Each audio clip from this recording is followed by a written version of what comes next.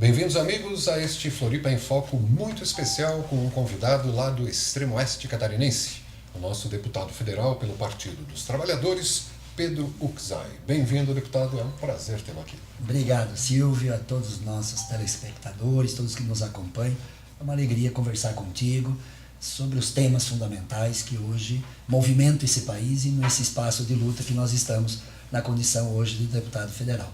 E principalmente a conversa é aqui na TV comunitária, né, que se diferencia dessa mídia hegemônica, que fala sempre a mesma coisa, e que nem fala, por exemplo, do nosso presidente da República, chamando ele de governo ilegítimo. Né? As pessoas não se referem a ele com esse termo, não, né? E é ilegítimo porque não tem voto soberano, popular. Segundo, se destituiu uma presidente sem crime de responsabilidade. E se não tem crime de responsabilidade, como diz o próprio ministro Marco Aurélio Mello, é golpe à democracia, golpe à Constituição, para além de golpe a uma presidenta eleita democraticamente com um programa, com uma agenda. E quando se diz que ele é ilegítimo, não só porque ele é fruto desse processo inconstitucional, antidemocrático e golpista do impeachment, também a agenda que ele está implementando é sem legitimidade. Não foi votada, não foi legitimada pelo voto soberano e popular. O povo não votou para fazer reforma da Previdência e tirar o direito dos aposentados. Não votou para fazer uma reforma trabalhista que vai roubar o direito dos trabalhadores, que foi fruto de uma luta de um século nesse país, desde a década de 30, do século 20, desde a década de 20, com grandes greves, manifestações, para avançar e constituir um Ministério do Trabalho, salário mínimo em 40, CLT em 43, agora eles desmontam, jornada de trabalho, 8 horas, etc. Eles vão desmontando agora. Ele não tem legitimidade para fazer uma reforma do ensino, da educação e da saúde, congelando para 20 anos investimento em saúde e educação. Isso não é possível em um país que libera para o setor financeiro e congela para a saúde e para a educação. Então, por isso, a ilegitimidade está não só no rompimento da democracia, mas a ilegitimidade na agenda de retrocesso da retirada de direito e do desmonte do Estado de bem-estar social que foi se construído ao longo das últimas décadas. Essa reforma trabalhista, dá para dizer que é uma reforma criminosa? Criminosa, profundamente criminosa, porque ela produz um crime na medida que ela desmonta a legislação que protege o trabalhador, portanto o trabalhador fica desprotegido da lei e tudo que ele negociar num período fragilizado de desemprego aos milhões, então tu não tem muita força para reivindicar, a tendência para te manter o emprego é rebaixar seus direitos. Então nessa condição tu tira a lei que te protege, tirando a lei tu tira a justiça do trabalho, que também podia te proteger para manter e cumprir a lei, e tu perde também a força entre o negociado sobre o legislado e o movimento sindical, o instrumento sindical que poderia participar contigo. Tu pode fazer acordo individual das horas extras, do banco de horas, então tu individualiza a relação e acima de 200 fragiliza, precariza, flexibiliza, e a linha acima de 200 trabalhadores pode ter a comissão nomeado pelo patrão, que substitui o sindicato. Então tu desmonta o sindicato, tu desmonta a justiça do trabalho e tu desmonta a CLT, a legislação trabalhista, num período de desemprego. Então por isso que ela é criminosa, porque ela desmonta uma tradição de direitos e retrocede, eliminando direitos numa situação de precarização, onde introduz trabalho terceirizado na área fim, trabalho parcial, trabalho temporário, trabalho intermitente. Se as pessoas entendessem o que era trabalho intermitente, o que é isso? Bateria em qualquer deputado que votou a favor da reforma trabalhista. Trabalho intermitente é trabalho por hora. E trabalhando por hora, tu trabalha essa semana 20 horas. Ganha 20 horas. Na outra semana, trabalha 40 horas. Na outra semana, o patrão pediu para ti trabalhar 12 horas num dia só. E no outro vai para casa, ou vai fazer bico em outra empresa, ou fica aguardando uma ligação telefônica para ti trabalhar. Aí soma no mês, quantas horas deu? Acaba inclusive com o salário mínimo, porque pode, pelo cálculo do salário mínimo, você pode receber menos porque tu trabalhou menos horas. Recebe por aquelas horas trabalhadas. E fica em casa à disposição. À disposição do patrão. E se for chamado e 3 dias depois não for, tu é multado porque não foi trabalhar, porque tu está fazendo outro bico e que tem que estar a serviço da empresa. Então esse trabalho que eu chamo de escravidão moderna é o desmonte das forças da força dos trabalhadores. Então, a reforma trabalhista é efetivamente criminosa. Um ato criminoso contra o povo brasileiro e contra os trabalhadores.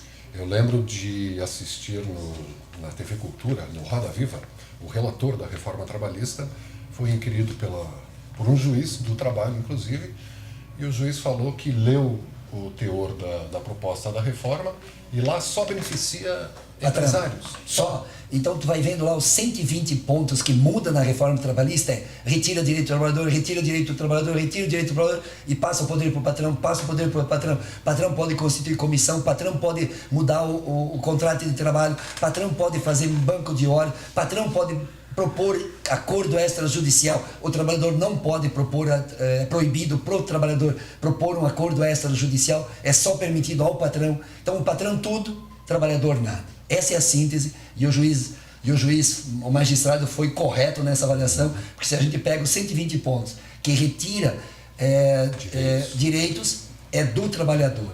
A única coisa que retira do patrão é o imposto sindical, que tira 1 bilhão e 300 milhões dos patrões, mas eles vão encontrando outras formas, porque eles vão ganhar muito dinheiro retirando o direito dos trabalhadores para substituir o imposto sindical. Será que essa reforma só é possível porque a gente tem um Congresso Nacional do jeito que a gente tem? Dizem que é dos mais reacionários que já houve. O povo brasileiro, às vezes, escolhe um presidente de centro ou de esquerda, um governo popular, como escolheu Lula e Dilma, mas o Congresso, a maioria é reacionário, é de direita, é a favor dos banqueiros, a favor da elite brasileira e vota lá para retirar direito dos trabalhadores, como a própria reforma da Previdência, como também um deputado que de um lado nós fizemos um grande Plano Nacional de Educação, o PNE, e de outro vota para congelar para 20 anos os investimentos em saúde, que o povo está envelhecendo no Brasil, precisa recurso para a saúde, é um direito fundamental, é a tua vida, e o direito à educação, porque a juventude, hoje nós temos 50 milhões de jovens querendo e sonhando chegar até a universidade, e eles congelam para 20 anos.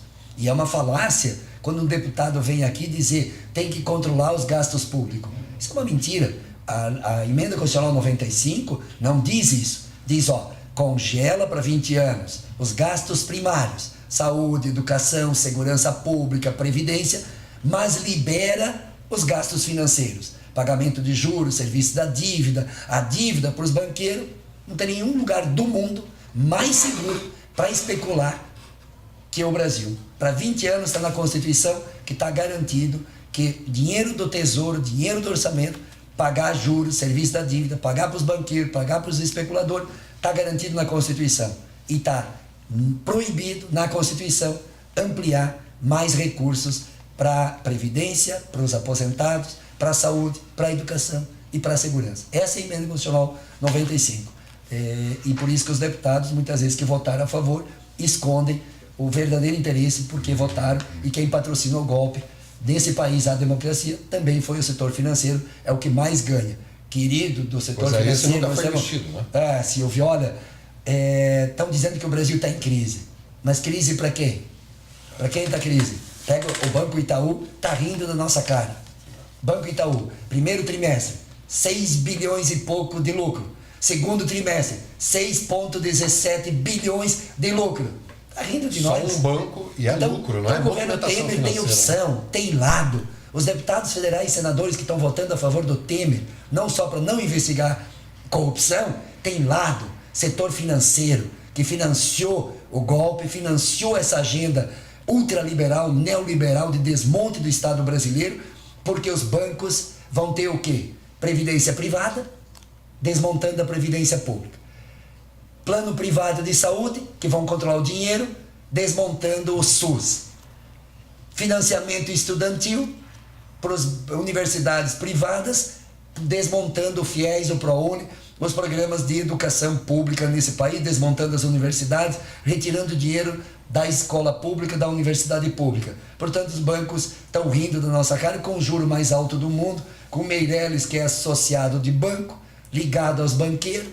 Então, como é que tu faz? Não só os banqueiros, ele foi também presidente do Conselho de Administração da JBS, do Joesley e do Wesley Batista, que é dessa quadrilha que assaltaram o Palácio do Planalto e dirige a economia brasileira. Inclusive com ramificações aqui em Santa Catarina. Né? Sim, os tentáculos vão se espraiando como né, as raízes aí vão se espraiando para o Brasil inteiro, e aqui em Santa Catarina também tem seus apoiadores e muitos deputados que ficam fazendo discurso para salvar o Brasil. Votamos a favor do Temer.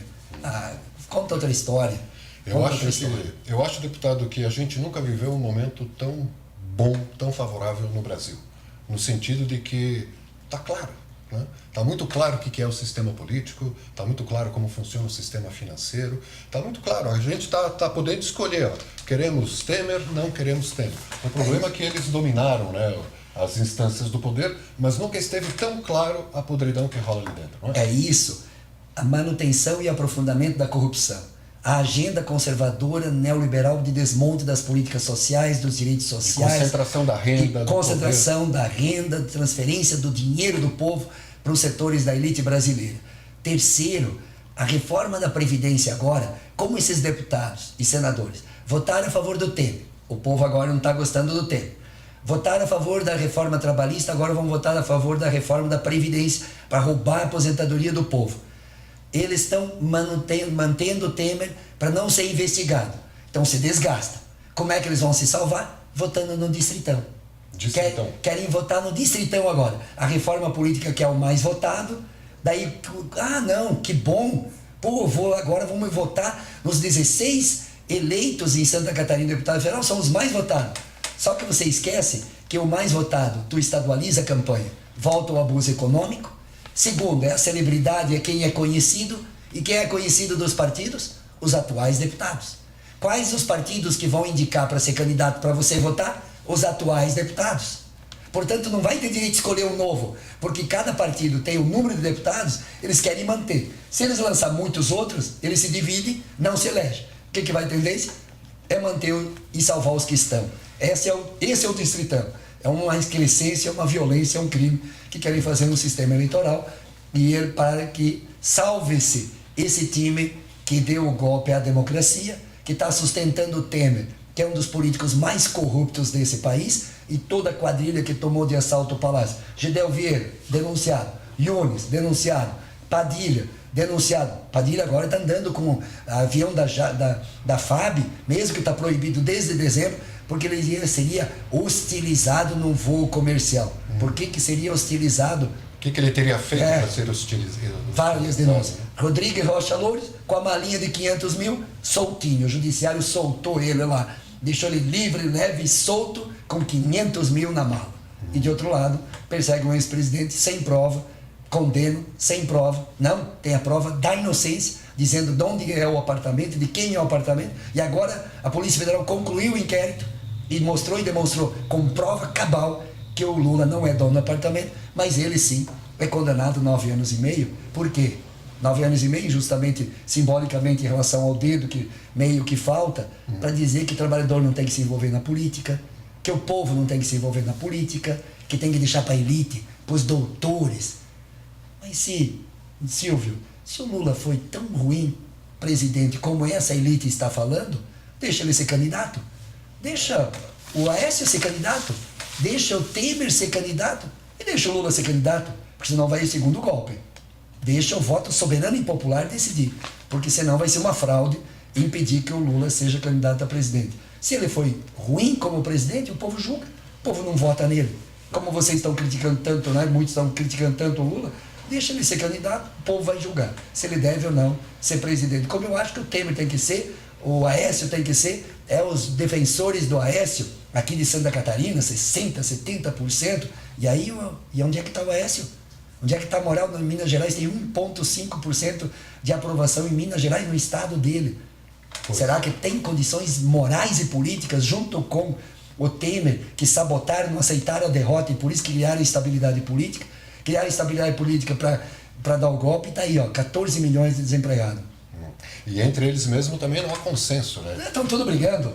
A imprensa que não mostra. Ainda bem que a gente tem um deputado federal que tem a coragem de vir aqui e falar essas coisas, porque se depender da grande imprensa, a gente não ficava sabendo dessas coisas. Né? É isso. Nós estamos nessa luta. sincera, honesta. Estamos na luta da educação para mantê-la pública, ampliar as bolsas de estudo. E eu fiz mais uma lei do PROIES, junto aqui com o artigo 170 aqui no Estado, que é uma luta como professor, como educador de uma universidade há mais de 20 anos. Tenho essa eixo, então vamos continuar denunciando o Temer, mas ao mesmo tempo fortalecendo a luta pela educação. Vou votar contra a reforma da Previdência, vou votar contra essa violência do distritão na reforma política. O que é esse distritão? O distritão é o deputado, vai ser eleito quem for os mais votados. Mais votado favorece o quê? O abuso econômico, a celebridade, o personalismo, desmonta partido político, desmonta ideias, propostas, projeto de sociedade se desmonta e fortalece quem? Os atuais. Porque um partido tem 5 deputados federais. Ele vai lançar quanto? Os mesmos 5, para eleger 5. E os novos nunca vão ter vez. Não tem renovação, novo não tem, porque ele não é conhecido, então não pode ser candidato. Porque se não conhecido pode fazer menos voto, o partido perde o seu deputado. Então tem que o quê? Manter os que estão aí. Os que estão protegendo o Temer querem manter no distritão. E eu acho que uma outra luta, que eu acho que paralelo a essa peleia que a gente está fazendo, conseguimos derrotar o Temer numa lei que eu lutei 12, 13 anos, desde que eu fui prefeito de Chapecó. Enfrentei uma luta que os bancos ficavam com o ISS de leasing, por exemplo, quando tu compra um carro, um caminhão, uma máquina agrícola, uma máquina industrial, esse imposto sobre o serviço não ficava em Florianópolis, não ficava nos nossos municípios. Ia tudo para São Paulo, na sede das financeiras. 6 bilhões de reais.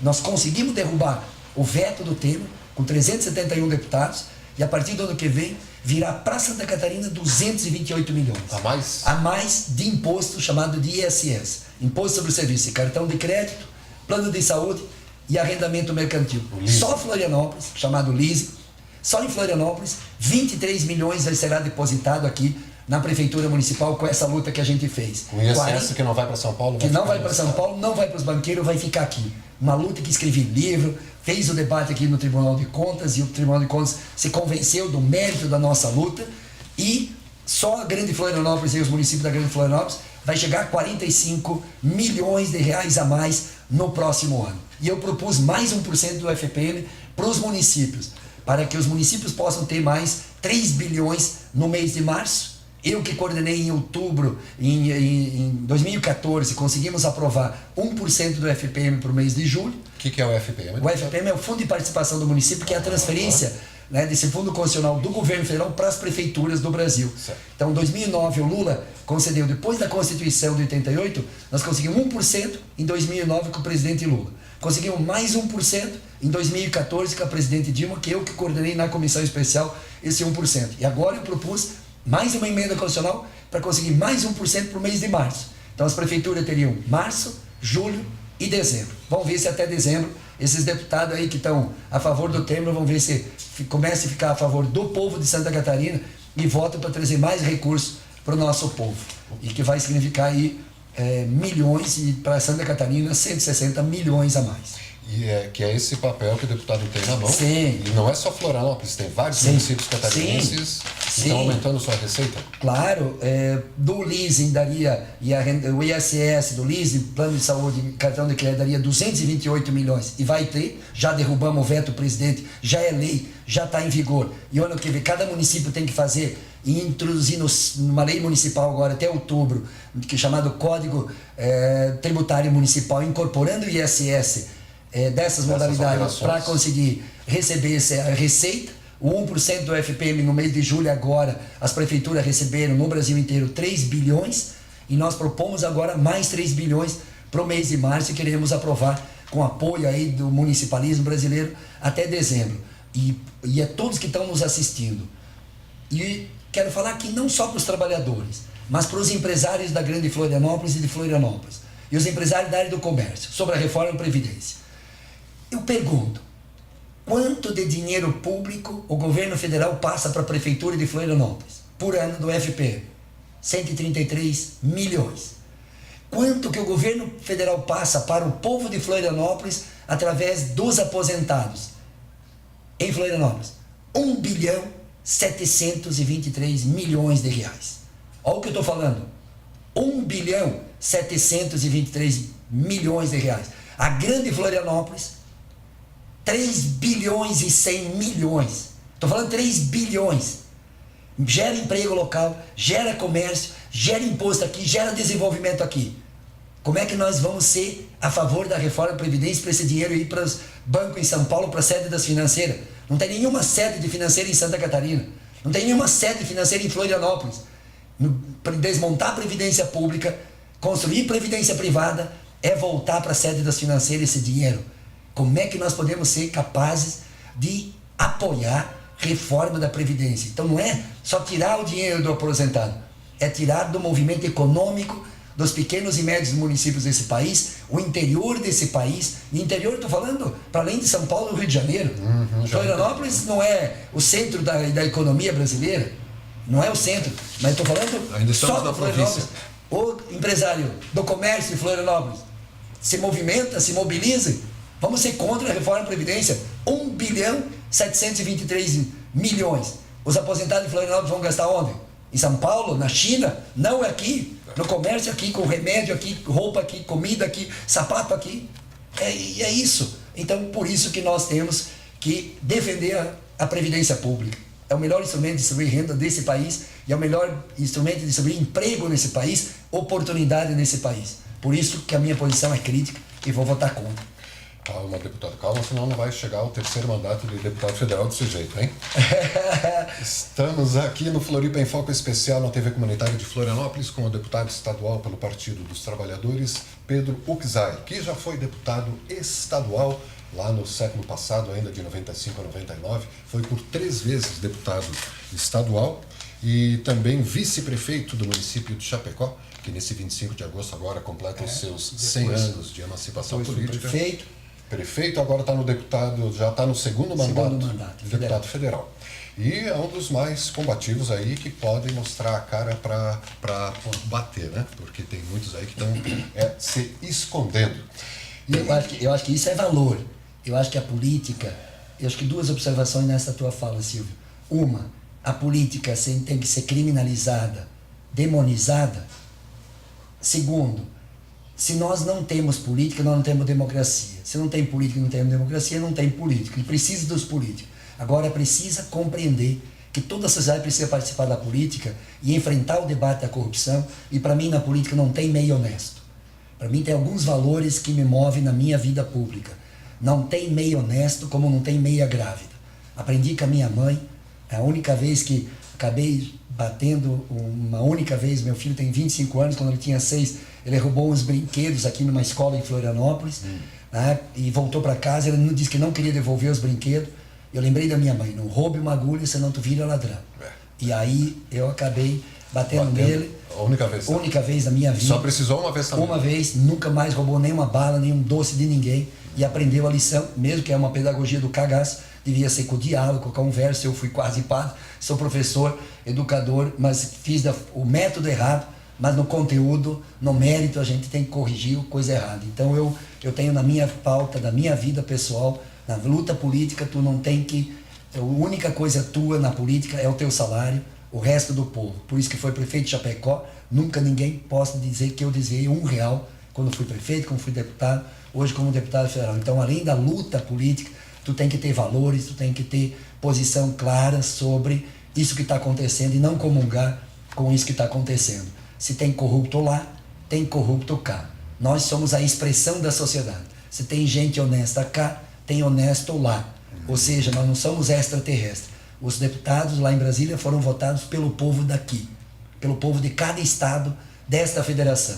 Então, se nós discordamos daqueles que estão envolvidos em corrupção, mudamos e votamos em gente mais decente, mais honrada, mais ética. E a mudança pode começar pelo próprio cidadão, por mim, por você, né? É isso. A corrupção vai deixar de existir quando não houver corruptíveis. É isso. E aí a Lava Jato mostrou e demonstrou, não existe nenhum político corrupto se não tiver um empresário casadinho, abraçadinho. Segundo, a Odebrecht, OAS, JBS do Wesley, dominam hoje 20% da proteína animal do mundo. E, como a cara de pau diz, comprei 1.028 políticos. E transformou-se numa das maiores empresas mundiais. Então, a corrupção alimenta setores econômicos, setores empresariais que se locupletam com essa promiscuidade e esse conluio entre o público e o privado. Por isso, quer enfrentar a corrupção? Proíba que empresário ponha dinheiro na mão de político. O resto é hipocrisia. O resto é mediocridade. Tem que impedir que empresário ponha dinheiro na mão de político.